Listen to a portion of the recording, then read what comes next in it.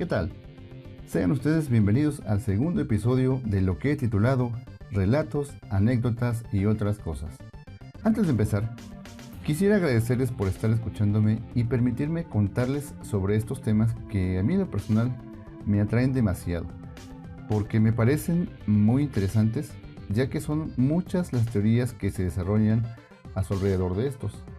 La mayoría un poco disparadas, pero otras sin embargo muy intrigantes y que merecen ponerles un poco de más atención. También aprovecho para compartirles mis redes sociales para que dejen sus comentarios y vayamos creando una bonita comunidad. Además, para que me vayan platicando sobre sus experiencias personales para poder enriquecer este contenido. Pero sin más rodeos, voy a comenzar con esto que se titula Viajeros en el tiempo. Creo y espero no ser el único curioso que le gustan los temas fuera de lo común. Y sin pensarlo mucho les puedo decir que uno de los temas más interesantes que nos apasionan a muchos, porque pueden causarnos dolores de cabeza pensando en todas las posibilidades que existen, sin duda alguna son los viajes en el tiempo y los famosos crononautas, como se les conoce a los supuestos viajeros del tiempo. Este tema sin duda alguna se encuentra entre la realidad y la ficción. Puedo decir que todos nosotros hemos visto en alguna ocasión una serie, película o simplemente escuchado alguna conversación que vaya en relación con este tema. Además de que actualmente en la red podemos encontrar infinidad de imágenes en donde según los usuarios muestran a supuestos viajeros del tiempo en algún lugar donde no deberían estar. Pero ¿en realidad son posibles los viajes en el tiempo? ¿Son solo casos de personas que dejan volar su imaginación? ¿O en verdad los viajes son posibles y existen o existe evidencia de algo que hasta hoy se supone no existe? Hoy les trataré de contar lo que pude investigar acerca de todo esto. Intentaré hacerlo lo más resumido posible, claro, sin quitar la esencia del tema, porque si no, créanme que menos lo entenderemos. Si quieren que profundice más acerca de todo esto, dejen sus comentarios sobre este tema en mis redes sociales, ya que esto me ayudará a enriquecer próximos episodios. Porque recuerden que este contenido lo hacemos todos. Este episodio lo inicio con una teoría que encontré, y dice así: si un hombre regresa en el tiempo y mata a su abuelo, ¿en realidad lo mató? Muchos responden a esta pregunta con la creación de una nueva realidad que no afectaría nuestro presente. Se dice que ese viajero en el tiempo alteraría otra realidad en la que dejaría de existir, pero en ese espacio su existencia no se vería afectada. Créanme que esto es un poco confuso, pero a lo largo del episodio creo que trataré un poquito de explicarlo. Bueno, les cuento que en el año 2019 fue publicado un artículo llamado Paradojas del viaje en el tiempo e historias múltiples por Jacob Husser y Barak Shosani. No olviden estos nombres porque a lo largo del episodio los estaré mencionando y van a tomar una importancia. En este artículo se presentó un nuevo modelo matemático. Según comentan, este resuelve la paradoja que prohibía los viajes al pasado, ya que ellos comentan que en realidad no viajaríamos al pasado como tal, sino que iríamos a otro universo paralelo y no cambiaríamos nuestra historia original o la línea de tiempo original. No sería realmente un viaje en el tiempo, sino a una realidad alterna. Esto implicaría, según ellos, que de ser posible el viaje al pasado, el crononauta llegaría al pasado, pero crearía una línea diferente de tiempo en donde él existiría sin afectar la línea original. He aquí donde realmente empiezan los dolores de cabeza. Pero como les decía, más adelante comprenderán un poquito más. Se dice que los viajes en el tiempo son matemáticamente posibles. Sin embargo, en la práctica resultan más complicados de lo que en realidad aparentan o nos han hecho creer pues en todas las series de ficción. Hoy sabemos, gracias a la teoría de la relatividad de Einstein, y aquí abre un pequeño paréntesis, Esta teoría es la que dice que el tiempo es relativo. Un ejemplo, para una persona, por ejemplo, un minuto puede parecer un suspiro, mientras que para otra puede parecer una eternidad. Todo esto dependiendo de la circunstancia que viva cada individuo. Pero bueno, esta teoría dice que moverse a grandes velocidades es una especie de desplazamiento en el tiempo. Y lo explico con otro ejemplo. Si una persona viaja a una estrella lejana, que le tomará, ¿qué les gusta? 5 años de ida y 5 años de regreso. Claro, el viaje sería a velocidad luz. Bueno, pues esta persona volvería a la Tierra 10 años más viejo. Pero podría encontrarse que en nuestro planeta habrían pasado cerca de 1000 años. O sea, habría llegado al futuro. La teoría de Einstein no prohíbe tampoco los viajes al pasado, pues concibe la posibilidad de que existan caminos en el espacio-tiempo que nos permitan llegar a la prehistoria y conocer a nuestros antepasados. Ahora bien, hay una diferencia fundamental, sin embargo, entre ambas posibilidades. El viaje al pasado presenta paradojas difíciles de resolver, que no afectan a los viajes al futuro. Por ejemplo, si fuera posible viajar al pasado, podríamos llegar a los tiempos de nuestro abuelo y provocarle la muerte. En ese supuesto, la pregunta es, ¿desapareceríamos al instante? Pues aquí lo explico. Se supone que un abuelo muerto en su juventud no se casaría ni tendría hijos, y por ello tampoco nietos que un día viajarían en el tiempo y le causarían la muerte. Hay algo imposible según esta línea temporal original. Pero he aquí donde entra la teoría que les comentaba al principio. En esta plantea una posible solución a la paradoja. Esta paradoja, que hasta hoy se supone que no tenía ninguna posible solución, ha sido aparentemente despejada por los dos científicos que les comentaba. Estos dos son científicos del Instituto Perimeter de Física Teórica de Canadá, y sus nombres son Jacob Husser y Barak Shosani. Como les decía, estos han publicado un artículo en el archivo en línea para las prepublicaciones de artículos científicos con las siglas ARX y latina V, en el que aseguran que han encontrado una solución a la paradoja de los viajes al pasado. Su propuesta se basa en un concepto teórico según el cual en realidad no existe un único universo, sino muchos universos paralelos al nuestro, en los que las cosas transcurren más o menos igual y con una línea temporal propia de cada universo. Plantean que sería matemáticamente posible que una persona recorra cualquiera de estas supuestas líneas temporales paralelas para viajar en el tiempo, gracias a las posibilidades teóricas que tendría un agujero de gusano, del que los físicos vienen especulando desde 1916. Consiste en una supuesta característica del espacio-tiempo, según la cual existiría una especie de pasadizo secreto para recorrer en un instante enormes distancias espaciales e incluso viajar a través del tiempo.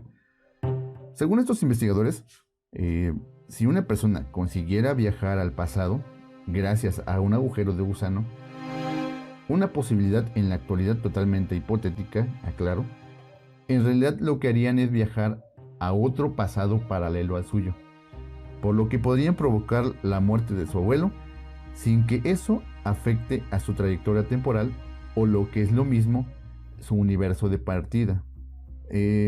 Los físicos canadienses consideran que el solo hecho de estar en el pasado supone haber cambiado una línea temporal. Este ejemplo lo encontré en varias publicaciones donde decían: si tú regresas en el tiempo, regresas al pasado, tú crearías una línea diferente a tu línea temporal original. Y cuando regresaras, ibas a regresar a la línea original, pero tú dejarías ya una línea creada en la cual sucederían otros eventos diferentes. Es algo enredado, pero en verdad muy interesante. Ahora, lo anterior significa que al regresar de su viaje al pasado, su abuelo seguiría viviendo porque su muerte correspondería a otra línea diferente. Algo que así explica Emmett Lathrop Brown, el Doc en la película de ficción Volver al Futuro de 1985. Sin embargo, la supuesta desaparición de esta paradoja que hacía inconcebible el viaje al pasado da origen a otra paradoja inesperada. Ese supuesto viaje no sería realmente un viaje al pasado, porque no tiene nada que ver con la historia del viajero, o sea, iría a una realidad alterna. Ahora, Jacob y Barak, los científicos que les comentaban, aportan ahora un modelo matemático según el cual la principal paradoja de los viajes al pasado quedaría resuelta. Pero no deja de ser una teoría especulativa, al igual que la que apunta otro físico destacado de nombre Sean Carroll del Instituto de Tecnología de California, asegurando que es muy posible que haya diferentes versiones de cada uno de nosotros, cada una correspondiente a un universo. No sé si vieron, por ejemplo, la película que acaba de salir, no recuerdo, creo que el año pasado, de Spider-Man, donde había varias versiones de Spider-Man en diferentes universos. Es algo similar, así como tomarlo como ejemplo.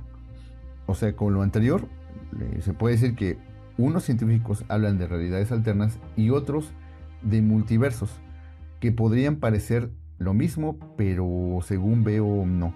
En cualquier caso, los viajes en el tiempo siguen por el momento en el ámbito de la especulación.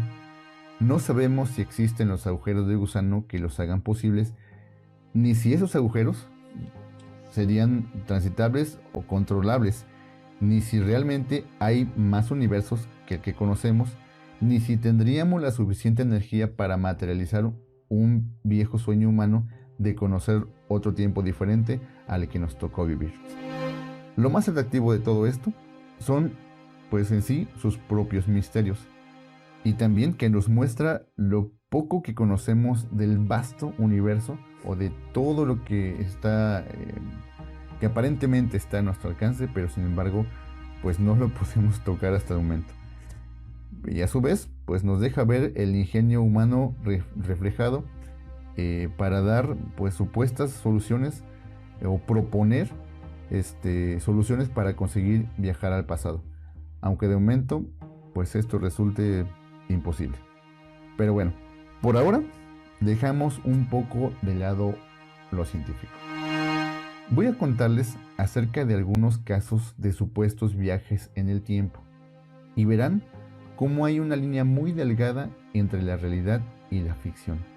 Sin duda, hay varios y son extensos de contar, por lo que si ustedes me apoyan, haré una segunda parte de este episodio para detallar lo más que se pueda cada caso, porque si queremos abarcar por lo menos los casos más representativos del tema, nos llevaríamos mucho tiempo y pues no terminaríamos.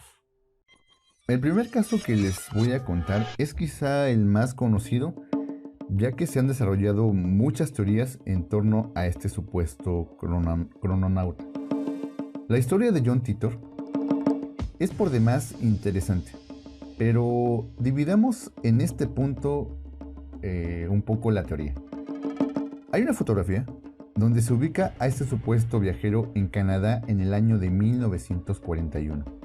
En esta se puede apreciar una multitud de gente esperando la reapertura del puente de South Fork tras las inundaciones que provocaron la ruptura de esta presa. En esa imagen se puede apreciar varias personas de la época, pero entre ellos sobresale un hombre vestido con ropas que no corresponden a ese siglo, sino más bien como del siglo XXI. Se le puede ver con gafas de sol, camiseta, sudadera y lo que parece ser una cámara fotográfica del tipo de las Polaroid, las que se revelan por sí solas o en el momento. Si bien esta imagen es desconcertante, puede tener explicación, ya que podría ser alguien muy adelantado a su tiempo. De hecho, lo que puede encontrar es que algunos usuarios de la red han destacado, por ejemplo, que sus gafas se parecían mucho a otras que utilizó la actriz Barbara Stanwyck en la película Perdición del año 1941. Según dicen, hay una escena donde la actriz muestra unas gafas muy parecidas a las que llevaba este individuo en la fotografía. Por otra parte, la camiseta que llevaba, pues en realidad podría ser un jersey de hilo fino, ya muy de moda en los años 40, al igual que el cardigan, que es como un suéter abierto con botones al frente y que pues puede parecer una sudadera. Además, la cámara, estuve por ahí checando algunas cosas y puede ser una Kodak de bolsillo, que ya precisamente en ese año ya las producían. Entonces, esto no sería una evidencia de un viajero, sino solo una mala interpretación de la imagen. Estas imágenes o esta imagen de este viajero, junto con las de todo el episodio, se las dejaré en mi cuenta de Instagram para que las chequen por ustedes mismos y saquen sus propias conclusiones. Bueno, como les decía antes, esta teoría la dividiríamos un poco, ya que si bien les conté acerca de una imagen que pudo tener una explicación, la verdad o la verdadera historia de John Titor va más allá de esta fotografía, y se las cuento a continuación. El año 2000 significó una época de muchos cambios, en la que las nuevas tecnologías y los cambios de los dígitos podrían implicar el fin de la humanidad. La llegada del nuevo milenio traía consigo nerviosismo por parte de la sociedad a nivel mundial, quienes no se tardaron en hacer circular historias e incluso mitos sobre el caos que vendría con el cambio del 1999 al 2000. Es aquí donde se desarrolla la teoría que hasta la fecha nadie ha podido desmentir totalmente o confirmar totalmente. El 2 de noviembre del año 2000, con el usuario Time Travel-0, un hombre comenzó a discutir sobre la posibilidad de viajar en el tiempo. Después de escribir las 6 partes que se requieren para que una máquina del tiempo funcione de manera eficiente, este usuario aseguró venir del futuro. Cabe mencionar que hasta este momento no había mencionado su nombre, solo se le conocía por el usuario. Pero en enero del 2001, el usuario dijo llamarse John Titor y ser un soldado del año 2036. Decía que él tenía una misión para salvar la humanidad. Para demostrar todo esto que él decía, fue publicando pequeños trozos de información de acontecimientos que aún no sucedían, así como esquemas de la supuesta máquina del tiempo, que sin embargo esta información nunca fue la suficiente, como para que unir todas las partes y poder recrearla, ya que según decía él mismo que la tecnología de nuestro tiempo no estaba preparado para la creación de esta máquina.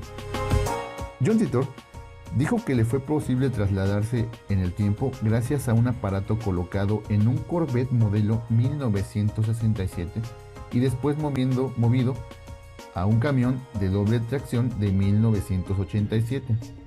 Esta máquina había sido posible debido a trabajos anteriores como el modelo de física cuántica de los físicos Everett y John Archibald Wheeler, quien acuñó el término de agujero negro. Según la hipótesis, existen múltiples dimensiones y universos paralelos por los que no afectaría si se viera a él mismo en el pasado o incluso asesinara a su abuelo. Aunque así fuera, su existencia en un futuro alterno no se vería afectada. Todo lo que les comentaba yo hace un momento, ¿recuerdan? La teoría aquí se ve más o menos reflejada en lo que este supuesto viajero decía. Ahora bien, los comunicados o la manera en que hablaba John Titor se dieron a conocer en un periodo más o menos entre los años 2000 y 2001 a través de diversos blogs y sitios de internet. Rápidamente ganó un número de seguidores bastante amplio que quedaron cautivos con sus relatos y predicciones. Este hombre hablaba en mensajes cortos y precisos, como si fuera un soldado que presentaba un informe, ya que él aseguraba que eso era un soldado estadounidense que había sido enviado al pasado para una misión muy importante. Ahora, ¿cuál era la misión? Bueno, la misión consistía en viajar al año 1975 en busca de un ordenador IBM 5100, considerado como uno de los primeros ordenadores que presentaron el concepto de portabilidad, aunque pesaba unos 24 kilos, siendo aún pesado en comparación con los que actualmente pues no llegan a pesar ni los 2 kilos. El motivo es que este ordenador era necesario para editar varios programas del sistema POSIX que aún se usaban en el 2036, importante pues para su época. Esto porque se esperaba que los programas fallaran en una especie de efecto 2038, algo parecido a lo que nosotros conocimos como el Y2K que pudimos haber tenido en el año 2000. Si recuerdan, esto fue cuando se decía que al cambiar el año del 1999 al 2000, los sistemas o todos los sistemas que ya estaban controlados por computadora iban a fallar, y pues la vida como la conocíamos pues no iba a ser, ¿no? Porque todo fallaría, los sistemas, y todo se caería, la bolsa, sistemas médicos, todo eso iba a fallar y pues iba a haber un caos. Pero bueno, pues si estamos aquí ahorita en el momento comentando, pues quiere decir pues que no pasó, ¿no? Pero eso no es todo. Siendo un viajero del tiempo, a Titor pues no le faltaban historias del futuro, y en el corto tiempo que estuvo en este siglo, John chateó con varios cibernautas, respondiendo a las preguntas de millones de navegantes quienes le interrogaban sobre lo que iba a ocurrir en el futuro más cercano. Según explicó, el viaje en el tiempo sería descubierto por el CERN, o que son las siglas de Organización Europea para la Investigación Nuclear, en el año 2001. Entre otras cosas que anunció fue que Estados Unidos quedaría dividido en 5 partes, y la capital ya no sería Washington, sino Omaha en Nebraska. Esto como resultado de una tercera guerra mundial. En el año 2015, Corea del Norte amenazaría a Estados Unidos con una guerra nuclear, y más tarde, Rusia realizaría un ataque contra el país estadounidense, Europa y China, a lo que la nación anglosajona respondería. China y la Unión Europea serían destruidas, mientras que Estados Unidos sufriría grandes cambios. Este día sería conocido como el Día N, y las ciudades más afectadas serían Washington D.C. y Jacksonville, Florida. Aunque nunca especificó con claridad a qué se debía la guerra, hizo referencias a problemas fronterizos y conflictos entre árabes y judíos.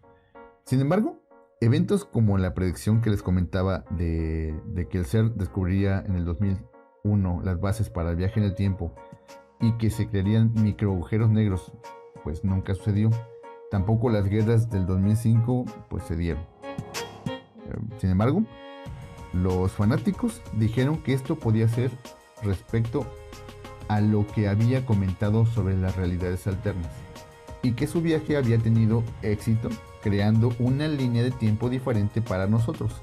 Y otros de inmediato, pues de plano, pues dijeron, oye, pues esto no es cierto, ¿no? Y voltearon y olvidaron, o trataron de olvidar a supuestos soldados del futuro. Pues después de todo esto, el 24 de marzo del 2001, Titor escribió por última vez, y lo único que dijo fue: lleva una lata de gas contigo cuando el auto deje de funcionar a un lado del camino. Nunca más volvió a aparecer ni se supo de él. Su partida fue tan repentina, así como lo fue su llegada. Y bueno, esta fue la historia de John Titor. Quizá muy mencionada, pero sin embargo es realmente un referente en este tema tan interesante. Podrá haber gente que diga que todo fue cierto y que la supuesta investigación es solo una cortina de humo para ocultar la verdad. Habrá otros que dirán que la investigación arrojó datos correctos y todo fue un engaño. Pero al final, ustedes tienen la mejor opinión acerca de este relato. El siguiente relato que les voy a contar es acerca de un hombre llamado Sergei Panamarenko. En la siguiente historia se muestra a un hombre ucraniano, el cual apareció el 23 de abril del año 2006. Esto en las calles de Ucrania, aparentemente desorientado y por supuesto extraviado. Se dice que vestía de una manera elegante pero anticuada y llevaba en las manos una vieja cámara fotográfica. Este hombre se encontraba preguntando por una calle que no existía. Ante este acontecimiento, un policía que caminaba por ahí se acercó para ayudarle, a lo que el hombre pues le volvió a preguntar por la misma dirección inexistente. El policía pues ante el extraño comportamiento lo toma como sospechoso y le pide su documentación.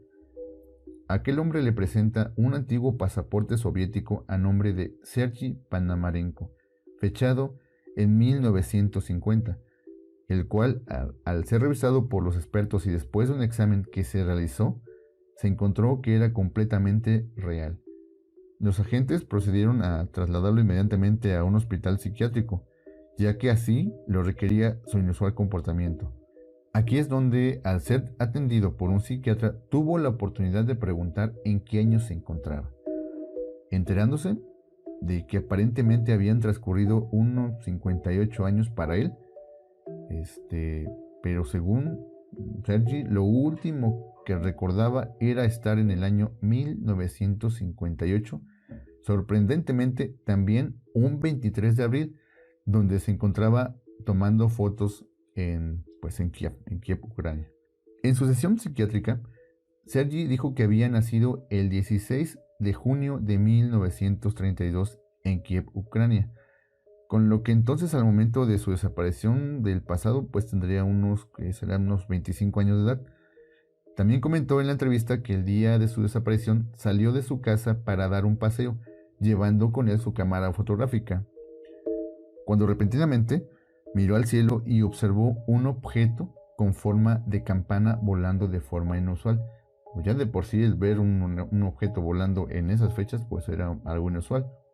Según él, esto fue lo último que recordó de ese momento y de ahí apareció en el año 2006. Para verificar esta historia, él insistía en que la evidencia estaba en la cámara, pero no le hacían caso. Y después de estar insistiendo e insistiendo, por fin el psiquiatra accedió a revelar las fotografías de la cámara de Sergi.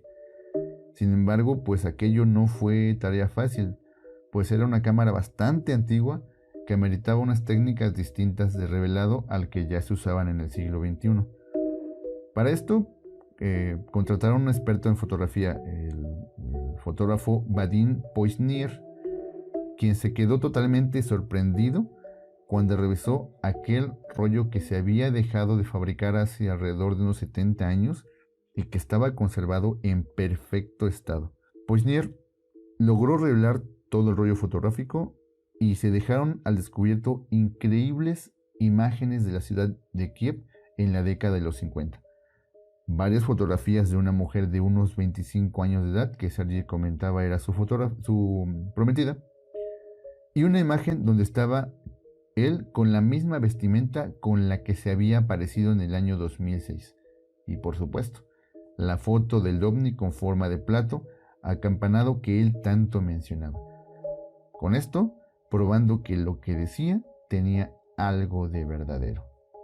Sin embargo, después de todo esto que le estoy comentando, tan repentinamente como apareció Panamarenko, así desapareció. Luego de la entrevista que se dio en la clínica psiquiátrica, Sergi fue a descansar en una habitación que se le había provisto. Las cámaras de seguridad de la clínica captaron el momento cuando entró a su cuarto por última vez, pero se dice que ya nunca se le vio salir de ahí. Nadie sabe qué pasó con él y cómo se fugó, debido a que la única salida del hospital siempre estaba vigilada y todas las ventanas del lugar tenían barrotes de seguridad. La policía, al no saber qué pasó y para intentar entender lo que aquel hombre tanto mencionaba, decidieron investigar en documentos de los archivos y registros para tratar de entender qué es lo que estaba sucediendo con la historia de Panamarenko. Y confirmaron que efectivamente, durante la era de la Unión Soviética existió este hombre y que fue declarado desaparecido en 1960. No obstante, lo encontraron días más tarde y vivió una vida plena y feliz hasta 1970, año en el que aparentemente volvió a dar un salto en el futuro. Por lo que la historia no termina aquí. El hombre había retornado a su natal Ucrania a 1960, habría presentado varias entrevistas y vivido con su novia hasta 1970, cuando de nuevo sufrió un salto temporal, pero ahora viajando hasta el año 2050. Si bien de por sí esta historia es interesante, tiene varias cosas de incongruentes, ya que la prueba de este supuesto viaje al 2050 es una antigua fotografía de Sergei que por medios desconocidos había enviado a su mujer desde el año 2050 hasta el año 1970. En la fotografía, al reverso, dice: "Estoy bien, trataré de volver tan pronto como pueda". Después de ello, no se vuelve a tener noticias de él. La fotografía es bastante interesante, ya que muestra a Sergei frente a Kiev, lleno de rascacielos en donde hoy no hay más que vegetación. De ser cierto este relato, Kiev habrá de crecer mucho en los próximos 35 años. Sin duda, al día de hoy todavía existen diversas opiniones sobre si la historia de Sergei Panamarenko es real o simplemente una leyenda urbana para entretener a los amantes de lo paranormal. Pero, ¿ustedes qué piensan de esto? ¿Creen que este hombre de alguna manera pudo viajar al pasado? Y si fue así, ¿el ovni tuvo que ver algo con esta situación? Como les comentaba, ustedes tienen la mejor opinión. Y al igual que el anterior, también dejo las imágenes que pude encontrar acerca de este tema para que le echen un vistazo. El siguiente relato es sobre un hombre llamado Rudolf Fens, el viajero que murió en Nueva York. Este fue un hombre que viajó en el tiempo al mes de junio del año de 1950. Una historia que hasta la fecha sigue causando conmoción, ya que tiene de testigos a los cientos de transeúntes que caminaban tranquilamente por las calles de Nueva York. Las diferentes fuentes no se ponen de acuerdo si esto sucedió de día o sucedió de noche. Y lo que sí coinciden es que fue en el mes de junio de 1950. Y cuentan que de entre la multitud que caminaba por la Quinta Avenida de Nueva York, destacaba un personaje extraño de unos 30 años de edad, con ropas anticuadas como si hubiera salido de un museo, el cual nadie vio cómo llegó ahí, pero estaba desorientado y confundido, de pie en medio de una intersección vehicular. Y como era de esperarse, lo peor ocurrió, cuando de repente fue golpeado por un vehículo de los varios que circulaban por la avenida y fatalmente herido, muere atropellado en el acto, antes de que las personas fueran capaces de intervenir y ayudarlo. Debido a esto, la policía acudió casi de inmediato al lugar. Y tras el primer reconocimiento, cuando revisaron sus pertenencias, encontraron dentro de sus bolsillos monedas y billetes fuera de circulación en un estado perfecto. Además, hallaron un montón de tarjetas con el nombre de Rudolf Fens, una carta en la que se podía leer la fecha en el sello de agua de la empresa de encomiendas del año 1876.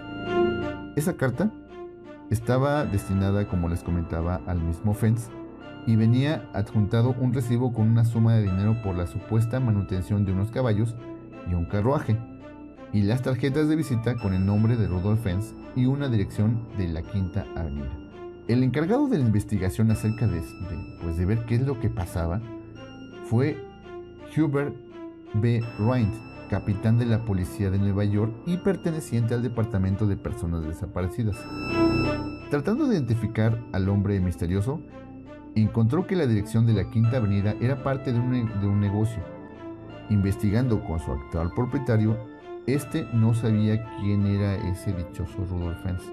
Ese nombre no fue incluido en la libreta de direcciones ni visitas. Sus huellas dactilares no fueron registradas en ningún lugar y nadie había informado de su desaparición recientemente. Como el apellido Fens para esas fechas sonaba un poco de estilo como que alemán, y ya que tras la Segunda Guerra Mundial habían emigrado muchos europeos al Nuevo Mundo, El capitán decidió buscar entre los muchos archivos de 1876 y 1950.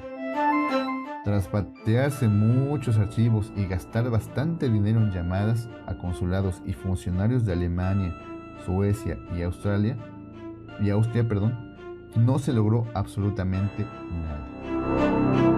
Sin embargo, un día ya cuando estaba a punto, así como que ya de abandonar el caso, milagrosamente, pocas semanas después del accidente, descubrieron el nombre de Rudolf Fentz Jr. en una añeja guía telefónica de 1939. ¿Sería esto una buena pista? Lamentablemente, al acudir a la dirección marcada por la guía de teléfonos, les informaron que Rudolf Fentz Jr. había fallecido hacía tiempo con más de 70 años de edad. Posiblemente se tratara del padre o algún familiar del atropellado. Pensaron, pues así como que con un destello de esperanza los investigadores. A pesar de todo, la cuestión no avanzó nada, hasta que el capitán Brian logró localizar a la viuda de Fentz Jr. La declaración de esta terminó por enredar más el caso de lo que en realidad ya estaba. Según la viuda, el padre de su difunto marido había desaparecido sin dejar rastro allá por el año 1876, cuando salió a pasear y fumar un cigarrillo al anochecer, pues como era su costumbre habitual. Solamente lo vieron que se alejó, pero no se volvió a saber más de él. A lo que esto, Rain revisó los archivos policiales del año 1876 para confirmar esa pista, y lo que descubrió, pues creo que lo puso más nervioso de lo que ya estaba. En un viejo informe aparecían los datos del desaparecido, tal y como la mujer lo había relatado. Pero había más. Una pequeña fotografía mostraba la figura del desaparecido, alguien idéntico al hombre atropellado en la Quinta Avenida. La historia de Rudolf Fentz se convirtió en el caso de crononauta más documentado. La increíble odisea de alguien perdido en el tiempo que saltó más de 70 años en el futuro para aparecer en medio de Nueva York y morir atropellado por un automóvil. Desde 1972, la inexplicable desaparición y reaparición de Rudolf Fentz ha aparecido en libros, artículos y pues más recientemente en internet, presentado como un hecho real y como se ha citado como evidencias de las diversas teorías y suposiciones acerca del tema de los viajes en el tiempo. Pero todas ellas daban por hecho que se trataba de una historia verídica, totalmente constatada, con infinidad de datos muy concretos que alguien seguro que había investigado ya. Sin embargo, ese alguien nunca existió. Hasta que llegó un investigador londinense que vivía en Madrid. Entonces todo se aclaró. El misterio desapareció y la farsa fue desmontada. Rudolf Fentz nunca existió. No hubo crononauta, solo la imaginación de un escritor de ciencia ficción y los deseos ciegos de creer por parte de muchas generaciones de periodistas y lectores en este tema. El cazador de crononautas se llama Chris Aubeck y fue el encargado de esclarecer todo este misterio. Pero, ¿en verdad fue una farsa? ¿O igual que en muchas ocasiones es un intento de alguien más por querer tener la verdad absoluta? Esto creo que por el momento no lo sabremos hasta que se demuestren los viajes en el tiempo. Como se darán cuenta, algún relato de los que les platiqué resultó ser falsas evidencias o simplemente identidades erróneas. Pero otros son ciertamente historias intrigantes. Como siempre, ustedes tendrán la mejor opinión. Les dejo las imágenes que pude encontrar de este tema en mi cuenta de Instagram. Y hablando un poco de ese tema de Instagram, por cuestiones desconocidas para mí, no pude ya abrir la cuenta original con la que inicié. Ya no pude entrar, entonces tuve que crear otra. Bueno, que ya les pasé al inicio. Espero que ya no me pasen cosas raras y pues pueda yo seguir trabajando. Y bueno, hasta aquí dejamos por el momento este relato. Créanme que cuando estuve investigando esto, me fui enterando de cosas que no sabía y que espero contarles más adelante. Espero que este segundo episodio haya sido de su agrado. Compartan este podcast con sus amigos, esto me ayudará a hacer más contenido. Comenten acerca de este tema, lo que ustedes piensen y si les gustaría que hiciera más episodios de este tipo y continuar con esta investigación en una segunda parte de este episodio. Síganme escuchando y recuerden que este contenido lo hacemos todos. Hasta la próxima.